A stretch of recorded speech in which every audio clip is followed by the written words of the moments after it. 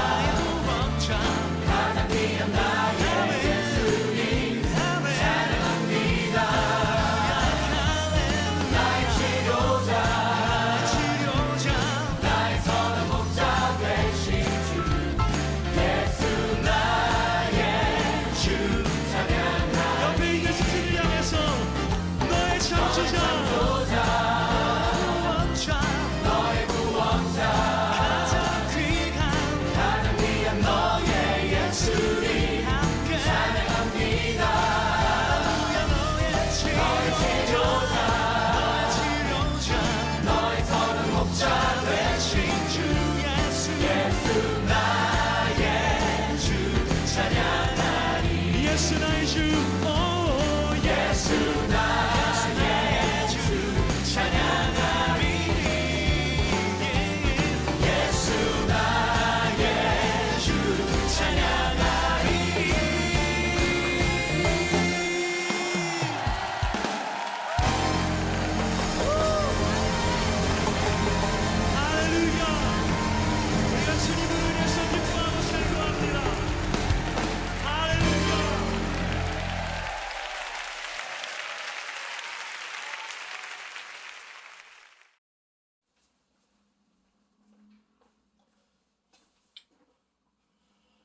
사랑하는 반포침대교회 성도님들, 그동안 안녕하셨습니까?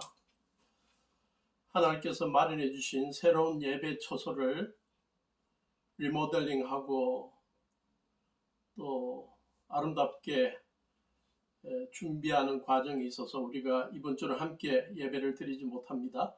그러나 다음 주에 리모델링과 모든 준비가 다 끝나면 우리가 함께 모여서 아름답게 예배드리며 감격적인 예배를 드릴 수 있기를 바랍니다.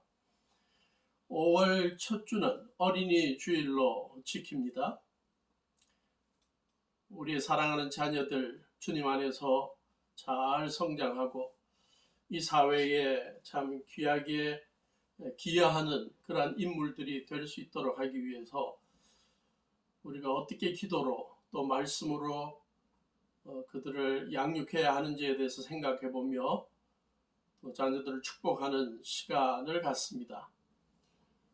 오늘 이 어린이 주일 예배에 무슨 말씀으로 나눌까 생각하다가 결국은 지난 해에 함께 나누었던 말씀 본문을 다시 나누기로 했습니다. 그 말씀의 의미가 참 귀하기 때문에 그 말씀을 다시 한번 생각해 보기를 원합니다. 제목은 자녀에게 물려줄 신앙적 유산으로 잡아보았습니다.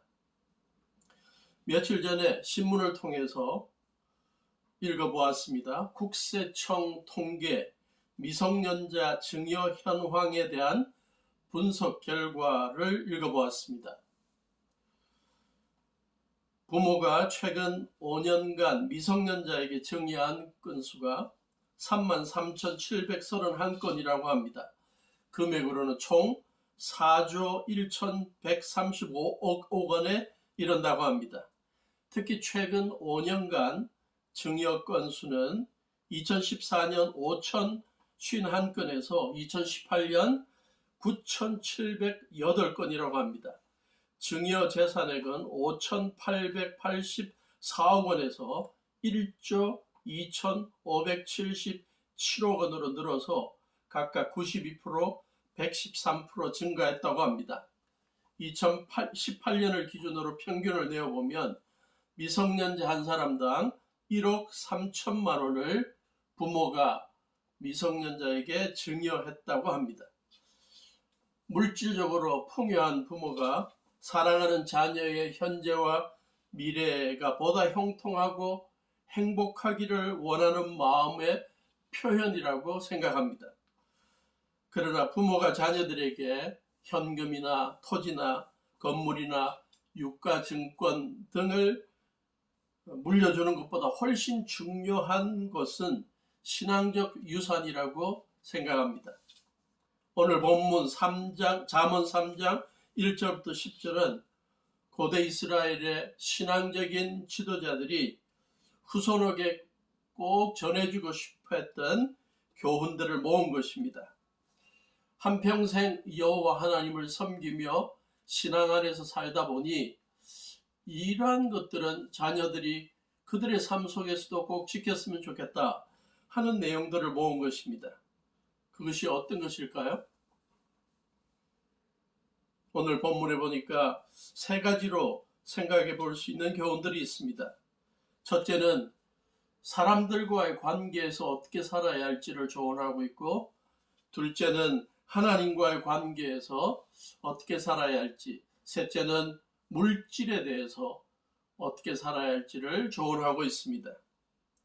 먼저 사람들과의 관계 속에서 꼭 기억해야 될 것은 인자와 진리로 대하라는 것입니다. 잠언 3장 3절과 4절이 그 교훈을 소개합니다. 3절, 인자와 진리를 저버리지 말고 그것을 목에 걸고 다니며 너의 마음속 깊이 새겨 두어라. 그러면 하나님과 사람 앞에서 내가 은혜를 입고 귀중히 여김을 받을 것이다. 인자와 진리. 구약 성경에서 가장 중요한 단어 3개 가운데 2개가 이 구절에서 소개되고 있다고 봅니다.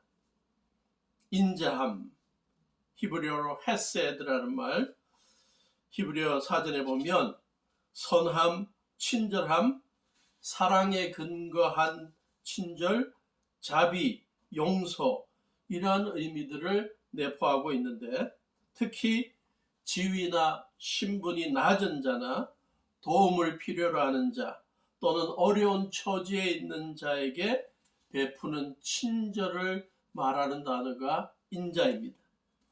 그러므로 인자와 진리를 늘 목에 메어라. 이 말은 살아가면서 항상 인자를 베푸는데, 특히 그 대상이 어려움에 처한 자, 또 도움을 필요로 하는 자, 사회의 약자들을 도우라는 것이죠. 그리고 그들에게 친절과 섬김을 베푸라는 것입니다. 진리, 에메트라는 단어는 견고하다, 성실하다, 진실하다, 신뢰할 만하다 라는 뜻을 포함하고 있습니다. 그래서 인자와 진리는 더불어 살아가는 주위 사람들을 향해서 끝없는 사랑과 친절과 선을 베푸는 것을 말하고, 항상 진실하고 말과 행동에 있어서 신뢰를 줄 수 있게 살라고 말하는 것입니다. 인자와 진리라는 구문, 하나님의 백성들이 이렇게 살라고 강조하지만 성경의 여러 부분에서는 여호와 하나님께서 이미 하나님의 택한 백성들에게 이렇게 인자와 진리로 대해 오셨다는 것을 많이 강조하고 있습니다. 출애굽기 34장 6절, 여호와라 자비롭고 은혜롭고 노하기를 더디하고 인자와 진실이 많은 하나님, 그분이 여호와 하나님이시고 그분이 이스라엘 백성들을 출애굽시켜주고 광야에서 이끌어 주셨다고 소개합니다. 예레미야 애가 3장 22절 23절, 우리가 아침마다 큐티하면서 암송하는 구절 가운데 하나죠. 여호와의 인자와 긍휼이 무궁하심으로 우리가 진멸되지 아니함이니이다. 이것들이 아침마다 새로우니 주의 성실하심이 크시도소이다. 바벨론의 나라가 빼앗긴 시점에 하루하루 힘들게 살아가고 절망하며 살아가던 유다 백성들이 여호와 하나님께서 여전히 우리에게 인자를 베풀어 주시고 하나님의 인자와 긍휼이 성실하게 매일매일 우리에게 임하고 있다는 믿음 때문에 바벨론 포로 생활을 버텨 나갔던 것입니다. 우리 주 예수님께서도 이 땅에 육신을 입고 오셨을 때 그분을 보신 요한이 말합니다. 말씀이 육신이 되어 우리 가운데 거하시며 우리가 그의 영광을 보니 아버지의 독생자의 영광이요 은혜, 다시 말해서 인자와 진리가 충만하더라.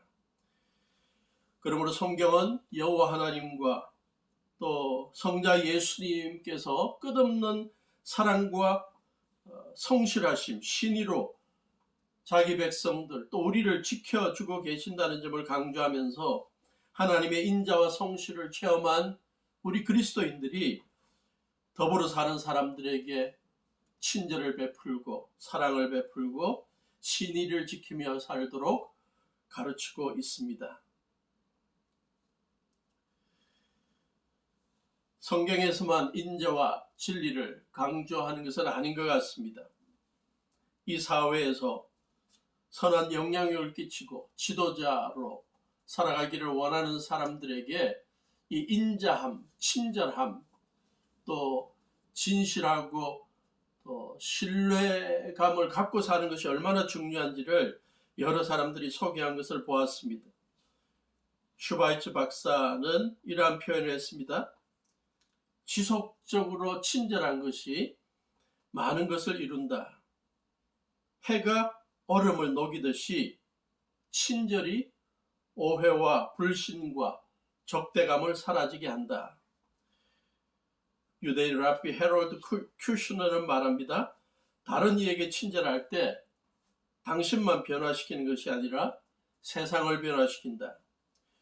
영화배우 성룡도 이 친절에 대해서 말을 했더군요. 때때로 한 번의 친절과 섬김만으로도 한 사람의 삶을 변화시킬 수 있다.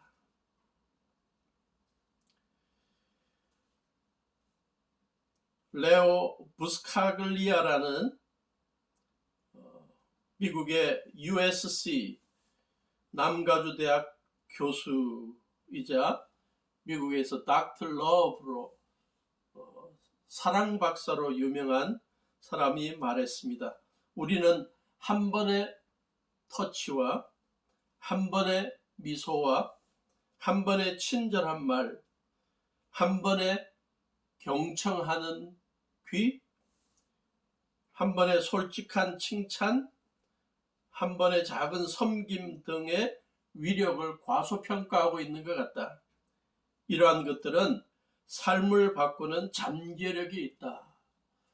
더불어 사는 사람들에게 한 번의 터치, 한 번의 미소, 한 번의 친절한 말, 한 번 더 경청해 주기, 솔직한 격려와 칭찬, 한 번의 섬겨줌, 이러한 것들, 이러한 인자와 친절한 행동으로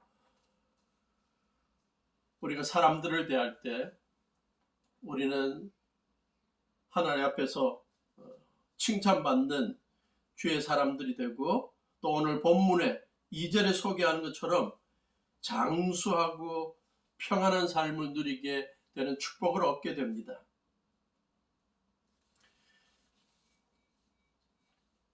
진리라고 번역된 정직함, 신뢰할 수 있는 삶, 이것에 대해서도 몇 사람들의 말을 소개하기를 원합니다. 워렌 버핏이라는 이 전설적인 투자자의 말입니다. 사람을 채용할 때 세 가지 자질을 봐야 한다. 첫째는 정직성, 신뢰성이고, 둘째는 지성이고, 셋째는 열정, 에너지다. 그런데 만약 셋 중에 처음 것이 없으면, 정직성이 없으면 나머지 두 개가 당신을 죽일 것이다 라고 말했습니다. 미국의 작가 나폴레옹 힐이라는 사람은 다른 사람들이 무엇을 하든지 당신이 최고의 정직성을 유지할 수 있다면 당신은 위대해질 수밖에 없다. 기독교 철학자 C.S. 루이스도 말했습니다. 정직성이란 아무도 보지 않을 때에도 올바른 일을 하는 것이다. 우리의 귀한 자녀들이 주님께서 우리에게 베풀어 주신 인자와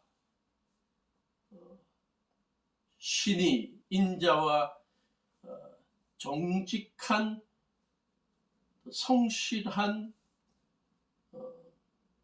인간관계, 성실한 이끄심을 늘 기억하며 이제 주위 사람들에게 인자와 진리, 인자와 신의를 베풀며 살도록 가르칠 수 있기를 바랍니다. 그래서 하나님과 사람들 앞에서 사랑받고 존경받는 우리의 자녀들이 될 수 있도록 이것을 가르칠 수 있기를 바랍니다. 학교를 갈 때, 직장에 나갈 때, 오늘 하루도 인자를 베풀도록 도전하고 진실하고 또 사람들에게 신뢰를 얻을 수 있도록 제안해주고 충고해주는 우리 부모가 되면 좋겠습니다. 그래서 우리 교회 안에서뿐만 아니라 학교에서나 직장에서 어디에서도 우리의 자녀들이 인자와 진리의 사람으로 받게 될 때 그들이 하나님 앞에서도 칭찬받고 더불어 사는 사람들에게도 존경받을 수 있을 것입니다. 둘째, 오늘 본문에 보면 고대 이스라엘의 신앙적 지도자들은 자기의 자녀들이 하나님과의 관계에서도 주의를 해야 한다고 생각하며 하나님 앞에서 이렇게 살라고 제안하는데 그것이 5절부터 8절에 나옵니다. 너의 마음을 다하여 주님을 의뢰하고 너의 명철을 의지하지 마라. 내가 하는 모든 일에서 주님을 인정하여라. 그러면 주님께서 내가 가는 길을 곱게 하실 것이다. 스스로 지혜롭다고 여기지 말고 주님을 경외하며 악을 멀리하여라. 그러면 이것이 너의 몸에 보약이 되어 상처가 낫고 아픔이 사라질 것이다. 본문에 의하면 신앙생활이란 어떤 상황에서도 하나님을 신뢰하고 그분의 사랑과 능력과 주권을 인정하고 그분을 경외하며 사는 것입니다. 본문에서 의뢰하다, 개역 개정역에서는 신뢰하다라고 번역했는데요. 히브리어 동사는 바타크입니다. 누군가의 얼굴 앞에 자신을 내려놓는 모습이나 땅에 쭉 뻗어 누워있는 모습을 암시합니다. 그러므로 어렵고 답답한 상황을 맞이하고 그래서 염려하고 우울해하게 될 때, 낙심하며 살아가게 될 때 자신의 문제를 주님께서 해결해 주실 걸 믿고 주님 앞에 내려놓는 것이 주님을 의지하는 것입니다. 온갖 답답한 일들과 걱정스러운 일들이 생길 때마다 주님 앞에 기도하고 주님께서 해결해 주실 것을 간구하고 주님 앞에 평안히 누워 있는 모습을 주님을 의지하는 모습으로 볼 수 있는 것입니다. 인정하다라는 야다라는 히브리어 동사는 경험을 통해서 알고 이해하는 것입니다. 그러므로 범사에 하나님의 능력이 크시다는 것을 인정하고 하나님께서 우리를 선한 길로 인도하고 하려는 뜻을 지니고 계심을 인정하는 것, 그것이 신앙생활입니다. 5절과 7절에서는 자기의 명철을 의지하는 것과 여호와를 의지하는 것을 대조시킵니다. 스스로 지혜롭게 여기고 사는 것과 여호와를 경외하는 것을 대조시키고 있습니다. 그래서 이스라엘의 신앙적 지도자들은 사랑하는 자녀들이 자신들의 제한된 명철, 지혜, 경험을 앞세우고 살지 말라고 조언합니다. 오히려 여호와만 의지하고 그분의 능력과 주권을 인정하고 하나님만을 경외하고 살아야 한다고 강조합니다. 그래서 자녀들이 평생 하나님의 선하신 인도하심 가운데 평안하고 장수한 삶을 누리기를 기대하는 것입니다. 이 시점에서 우리가 깨달아야 할 중요한 것이 하나 있습니다. 하나님을 신뢰하고 그분의 사랑과 능력과 주권을 인정하는 것이 단순히 머리로 이해하는 것으로만 그쳐서는 안 되는 것입니다. 삶의 순간순간마다 체험되어야 하는 것입니다. 이러한 체험적인 신앙이 필요합니다. 1859년 여름에 찰스 블로딘이라는 프랑스인 고개사가 나이아가라 폭포의 캐나다 쪽 끝에서 미국 쪽 끝까지 400m 정도의 길이가 되는 외줄을 걸어놓고 50m 정도 높이의 공중에서 밑에 아무런 안전장치나 네트도 없이 외줄타기 고개를 했습니다. 그는 수많은 구경꾼들을 불러 모아놓고 입장료도 받았다고 하더군요. 구경꾼들이 보는 가운데 여러 가지 방식으로 외줄타기 고개를 보였습니다. 예를 들어 자기를 부대자루 안에 넣어놓고 부대자루 안에 들어가서 외줄로 건너가기도 하고 중말을 나무로 말을 만들어서 양쪽으로 다리를 나무를 짚고 건너기도 하고 또 어떤 때는 자전거를 타고 건너기도 하고 어떤 때는 난로를 가지고 오믈렛을 만들면서 건너기도 했습니다. 7월 15일에는 블로디는 눈 가리기를 한 상태에서 외바퀴 손수레를 끌고 나이아가라 폭포 이쪽 끝에서 저쪽까지 외줄 위로 건너갔다가 오기도 했습니다. 그 후에 그는 구경꾼들에게 제안을 했습니다. 그 손수레에 외바퀴 손수레에 타면 자기가 태워서 건너 갔다 오겠다고 제안을 하면서 누구 갈 사람이 있는지 물었습니다. 그러나 블로딘이 외줄 타는 것을 보는 것은 감탄을 했지만 자기가 그 사람을 온전히 신뢰하면서 외줄 위에 올라가기는 거부했습니다. 드디어 8월 17일에 블로딘의 등에 업혀서 그와 함께 외줄 위로 나야가라 폭포 반대쪽까지 지나간 사람이 있었는데 그는 다름이 아니라 블로딘의 매니저 해리 콜코드였습니다. 수많은 사람 중에서 진정으로 블로딘의 능력을 믿고 신뢰하고 자기의 몸을 맡겼던 사람은 매니저이자 친구 한 사람뿐이었습니다. 블로딘은 그 매니저 친구 해리 콜코드에게 외줄을 타기 전에 업기 전에 말했습니다. 해리, 너는 더 이상 콜코드가 아니야. 이 외줄 타기를 끝낼 때까지 너의 생각과 몸과 영혼은 나의 일부가 되어야 해. 내가 흔들리면 너도 함께 흔들려야 해. 흔들리지 않으려고 너 혼자 균형을 잡으려고 시도하지 마. 만약 그렇게 하면 우리 둘 다 죽게 돼. 해리는 블로딘을 철저하게 신뢰해서 그가 이끄는 대로 그의 몸과 마음과 영혼을 맡겨버렸습니다. 그래서 외줄을 타고 나야가라 폭포 이쪽 끝에서 반대쪽 끝까지 안전하게 건널 수가 있었습니다.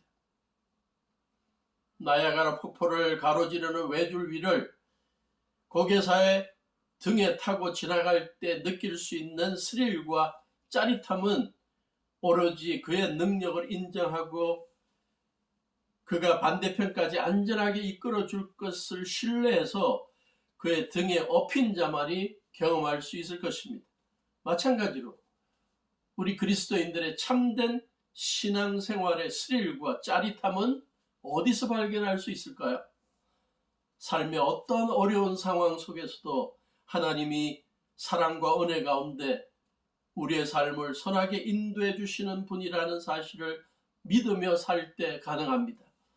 또한 매일 하나님을 경외하며 존중하며 사랑하며 살아갈 때 하나님께서 베푸시는 구원과 치유, 문제 해결과 형통함을 맛볼 수 있을 것입니다. 그러므로 우리는 우리 자신뿐만 아니라 우리의 자녀들이 건강하고 행복한 신앙생활을 할 수 있도록 하기 위해 매일 우리의 삶 속에서 짊어져야 하는 짐들을 우리 주 예수 그리스도께 맡기고 주님께 주시는 지혜와 인도하심을 따르도록 가르쳐야 하고 거듭 격려해야 할 것입니다. 마지막으로 고대 이스라엘의 신앙적 지도자들이 사랑하는 자녀들의 형통함과 장수를 위해서, 평안함과 장수를 위해서 제안했던 셋째의 삶의 교훈이 있습니다. 그것은 하나님께서 주시는 물질을 가지고 하나님을 또 주위의 어려운 자들을 섬기라는 것입니다. 9절입니다. 너의 재산과 땅에서도 모든 첫 열매로 주님을 공경하여라. 그러면 너의 창고가 가득 차고 너의 포도주 통에 해포도주가 넘칠 것이다. 본문은 하나님의 백성들이 살아가면서 열심히 일해서 얻은 물질들로 하나님을 공경하며 살아갈 때 하나님께서 더욱 풍성한 물질들을 제공할 것이라는 것을 약속합니다. 오늘날 많은 그리스도인들이 자신들의 삶에서 뿐만 아니라 또 자녀들의 삶에서도 잊어버리고 있는 교훈이 아닌가 생각합니다. 기도, 전도, 말씀 공부 등은 많이 강조하는데 평생 동안 물질로 하나님을 섬기고 또 하나님의 뜻을 이루어 나가는 일의 중요성에 대해서는 상대적으로 소홀한 것 같습니다. 그러나 성경의 여러 곳에서는 물질로 하나님을 섬기고 하나님의 뜻을 이루어 나가도록 가르치는 교훈들이 많습니다. 신명기 12장 6절 당신들은 번제물과 화목제물과 11조와 높이 들어 바치는 곡식제물과 서원제물과 자원제물과 소나 양이 처음 난 것을 그곳으로 가져다가 바쳐야 합니다. 예수님의 가르침 마태복음 6장 19절부터 21절 너희는 자기를 위하여 보물을 땅에다가 쌓아두지 말아라. 땅에는 좀이 먹고 녹이 슬어서 망가지며 도둑들이 뚫고 들어와서 훔쳐간다. 그러므로 너희를 위하여 보물을 하늘에 쌓아두어라. 거기에는 좀이 먹고 녹이 슬어서 망가지는 일이 없고 도둑들이 뚫고 들어와서 훔쳐가지도 못한다. 너희 보물이 있는 곳에 너희 마음도 있을 것이다. 그러므로 우리는 우리 자녀들이 이 세상에서 살아가는 동안 열심히 일하여 얻은 물질을 가지고 하나님의 선한 청지기로 살도록 가르쳐야 합니다. 다시 말하여 전도와 선교와 구제와 섬김의 사역들을 통해서 하나님의 뜻을 이루어드릴 수 있도록 물질을 즐겁게 드리는 행동이 습관화되고 체질화되도록 만들면 좋겠습니다. 그래야 오늘 본문에서 약속하는 것처럼 창고가 가득 차고 포도즙 틀에 새 포도즙이 넘치게 될 수 있기를 바랍니다. 감리교의 창시자인 존 웨슬리 목사님, 그는 그리스도인이 하나님께 주신 물질에 대해 선한 청지기로 살아야 한다는 점을 자주 설교를 통해 강조했습니다. 그런데 그의 설교가 선한 영향력을 발휘할 수 있게 만든 것은 그의 물질을 사용하는 삶의 본이었습니다. 영국의 아주 가난한 지역에서 목회를 하면서 박봉의 사례금으로 9자녀를 키워야 했던 성공의 목사 사무엘 웨슬리가 그의 아버지였습니다. 가난한 가정에서 태어난 존 웨슬리는 아버지가 빚을 갚지 못해서 감옥에 가는 것을 보기도 할 정도로 뼈에 사무치는 가난을 경험하며 자랐습니다. 그러나 그는 하나님의 부르심 가운데 아버지처럼 목회자의 길을 접어들었고 그는 옥스퍼드 대학 링컨 칼리지의 교수가 되었습니다. 1년에 30파운드를 봉급으로 받았는데 이 금액은 한 사람이 생활하기에는 아주 넉넉한 금액이었습니다. 그래서 그는 한동안 여분의 돈을 카드놀이하거나 술과 담배를 즐기는데 사용하기도 했다고 합니다. 그러나 한 번은 자기의 방을 예쁘게 장식하기 위해 그림들을 사와서 달려고 하고 있을 때 한 청소부가 추운 겨울인데도 불구하고 얇은 천으로 된 옷을 입고 있는 것을 보고 그는 따뜻한 코트를 하나 사 입도록 돈을 주고 싶었습니다. 그래서 주머니에 손을 넣어 돈을 찾아보았지만 거의 없었습니다. 이 시점에 그는 큰 충격을 받고 자기 자신에게 속삭이게 되었다고 합니다. 너는 너희 주인께서 잘했다, 착하고 충성된 종아 라고 말할 수 있느냐? 추위에 떨고 있는 가난한 사람을 입혀줄 수도 있는 돈으로 내 방에 벽을 장식하는구나. 오 정이여, 오 인자여, 이 그림들이 이 가난한 청소부의 피가 아니냐.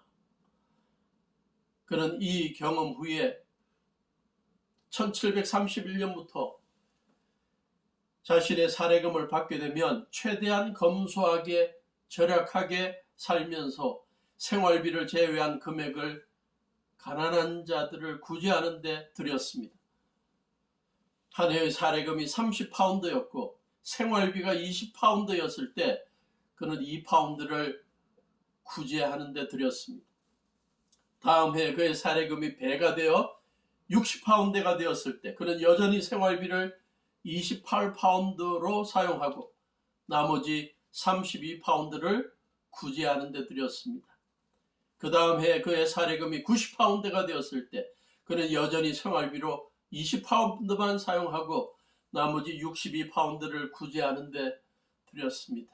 그 다음에 그의 사례금이 120파운드가 되었을 때 그는 여전히 생활비로 28파운드를 사용하고 나머지 92파운드를 가난한 자를 구제하는 데 들였습니다. 세월이 흘러 그가 유명한 설교자로 활동하고 또 그가 저술한 책들로 말미암아 막대한 수익이 생기게 되었습니다. 그래서 한 해에 1,400파운드를 갚게 되었습니다. 그때에도 그는 여전히 생활비 30파운드를 제외하고는 모두 가난한 자들을 구제하는 데 드렸습니다. 그의 유명한 설교 돈의 사용이라는 설교에서 그는 이러한 명언을 남겼습니다. 최선을 다해 벌어라. Earn all you can. 최선을 다해 모아라. Save all you can. 그리고 최선을 다해 드려라.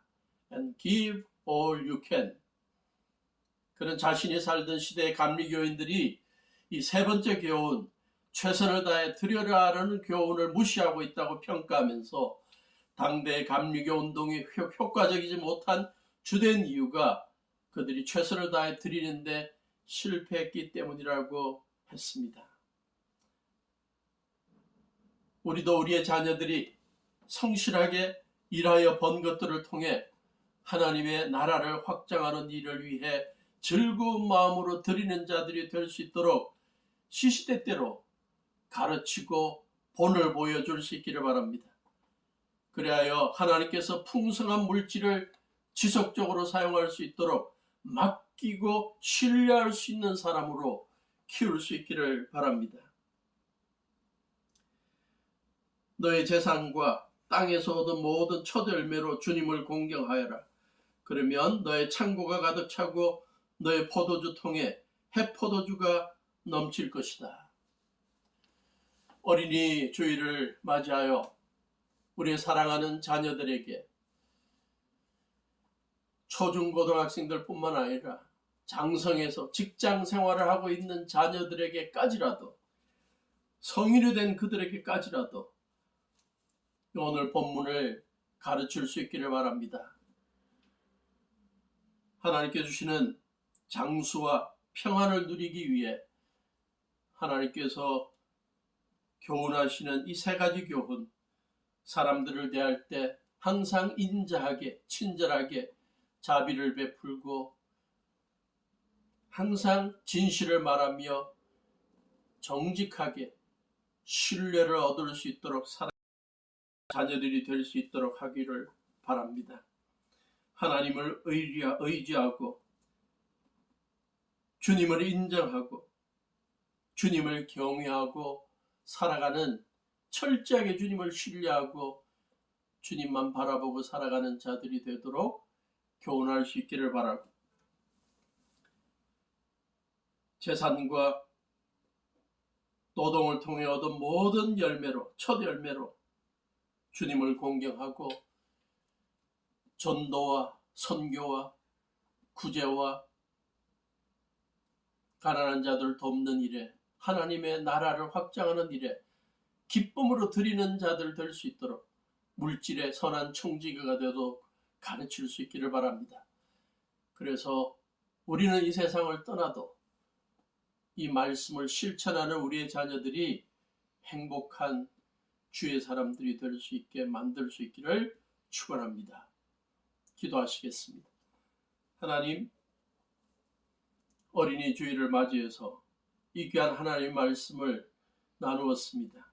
이 말씀이 오래 기억되고 우리들뿐만 아니라 우리의 사랑하는 자녀들에게 시시때때로 가르쳐주고 자녀들이 평생 좌우명으로 생각하고 살게 되어서 그들의 삶이 영향력 끼치는 삶이 되고 물질적으로도 풍성하고 하나님께 주시는 축복을 경험하며 주님의 인도하심을 받는 복된 삶이 되게 해 주시옵소서. 이제는 우리 주 예수 그리스도의 무한하신 은혜와 아버지 하나님의 지극하신 사랑하심과 성령님의 동행하심이 주님의 말씀대로 살아감으로 말미암아 장수와 평안을 누리는 삶이 될 수 있도록 우리의 삶과 우리의 자녀들의 삶을 축복해 주시기를 예수 그리스도 이름으로 간절히 축원하옵나이다. 아멘.